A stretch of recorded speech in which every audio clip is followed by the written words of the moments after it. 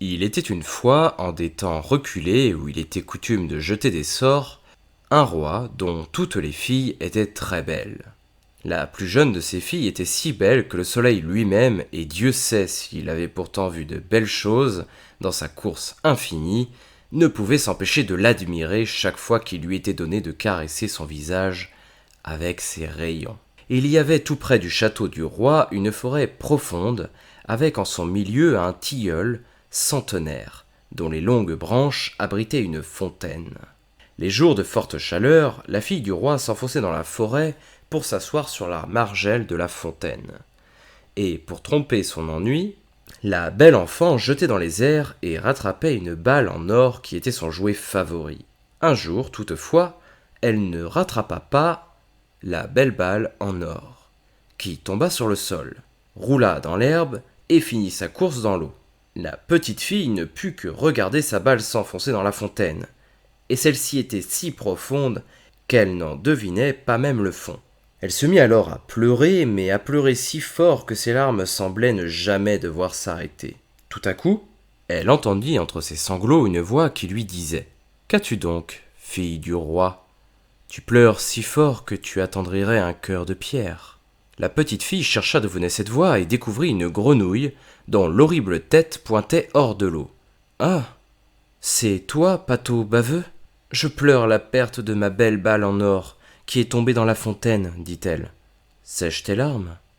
Je crois que je pourrais t'aider. Mais que me donneras-tu si je t'apporte ton beau jouet, s'enquit la grenouille. Tout ce que tu veux, ma chère grenouille, dit la petite fille. Mes vêtements, mes perles et mes bijoux, et même la couronne en or que je porte sur la tête. La grenouille répondit. Je ne veux pas de tes vêtements, de tes perles et de tes bijoux, ni même de ta couronne en or. Il m'importe bien davantage que tu éprouves de l'affection pour moi. Je veux être ta compagne et ta camarade de jeu, m'asseoir à tes côtés, à ta table, manger dans ta petite assiette en or, boire dans ton petit verre et dormir dans ton petit lit. Si tu me promets tout cela, je descendrai au fond de la fontaine et te remonterai ta balle en or. Soit, dit la jeune enfant, je te promets tout ce que tu veux si tu me rapportes ma balle. Mais la fille du roi pensait en elle-même. Que raconte donc cette grenouille ? Elle ne sait rien faire d'autre que coasser dans l'eau au milieu de ses semblables, et ne saurait être la compagne d'un être humain. La grenouille s'enfonça dans les eaux profondes de la fontaine, et réapparut quelques instants plus tard, tenant dans sa gueule la balle en or, qu'elle jeta sur l'herbe. La petite fille, très heureuse de retrouver son jouet favori, la ramassa prestement et partit en courant. « Attends-moi ! Attends-moi !» cria la grenouille. « Il faut que tu me portes, je ne peux pas courir aussi vite que toi. » Mais c'est en vain que la pauvre grenouille s'égosilla. La petite fille ne l'écouta pas et ne cessa de courir qu'une fois arrivée à la maison.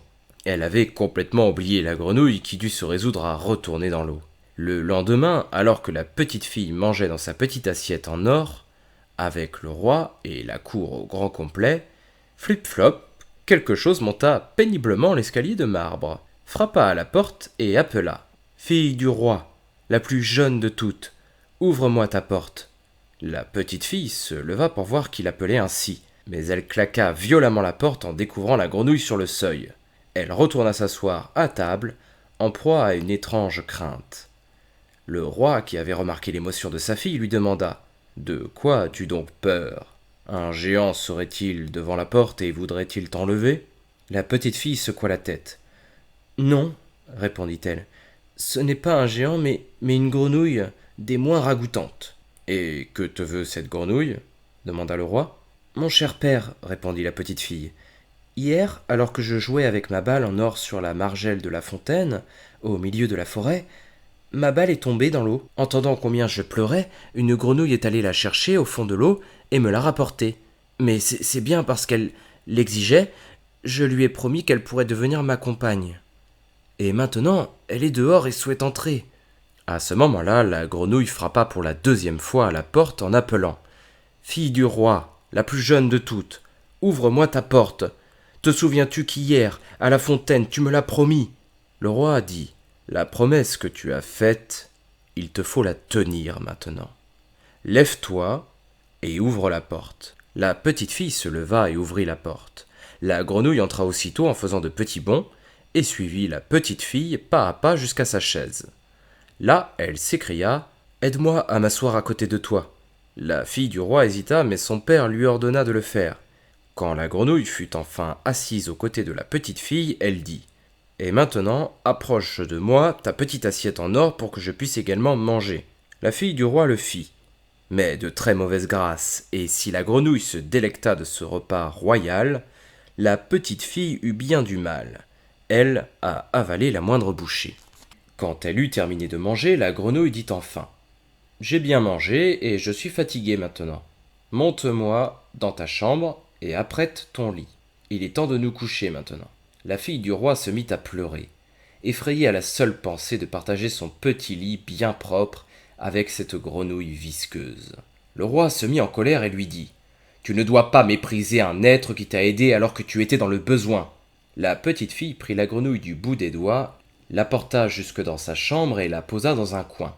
Mais quand la petite fille se fut couchée, la grenouille s'approcha du lit et lui dit « Je suis fatiguée, et je veux dormir aussi bien que toi. Pose-moi sur ton lit, sinon je le dirai à ton père. » Sous l'emprise de la colère, la petite fille prit la grenouille et la jeta de toutes ses forces contre le mur. « Maintenant tu ne m'importuneras plus, maudite bestiole !» Mais quand elle retomba sur le sol, la grenouille était devenue un prince qui la regardait tendrement avec ses beaux yeux. C'est ainsi qu'il devint, par la volonté du roi, le compagnon et l'époux de la jeune princesse. Il lui expliqua qu'une méchante sorcière lui avait jeté un sort et que seule elle, la fille du roi, avait le pouvoir de l'en libérer. Il ajouta que dès le lendemain, un carrosse les conduirait ensemble dans son royaume. Et ils s'endormirent. Le lendemain matin, Henri, le fidèle serviteur du jeune prince, arrêta l'attelage. Le fidèle Henri avait été si peiné quand son maître avait été changé en grenouille qu'il avait enserré sa poitrine avec 3 cerceaux de métal, de peur qu'elle n'explose de désespoir et de chagrin. Tout à sa joie, le serviteur souleva de terre le prince et la princesse, les installa à l'intérieur du carrosse et reprit lui-même sa place à l'arrière. À peine la voiture s'était-elle mise en route que le prince entendit un craquement derrière lui. Pensant que quelque chose s'était brisé, il se retourna et dit « Henri, la voiture se rompt ? » ?»« La voiture, monseigneur ? Non. Ce n'est que le cerceau qui empêchait mon cœur de se briser de douleur depuis qu'une sorcière, un sort vous jeta et en grenouille vous transforma. » Il y eut bientôt un deuxième craquement, puis un troisième. À chaque fois, le prince pensait que la voiture se brisait, mais ce n'était que le cœur soulagé du fidèle Henri qui libérait sa poitrine de ses étaux.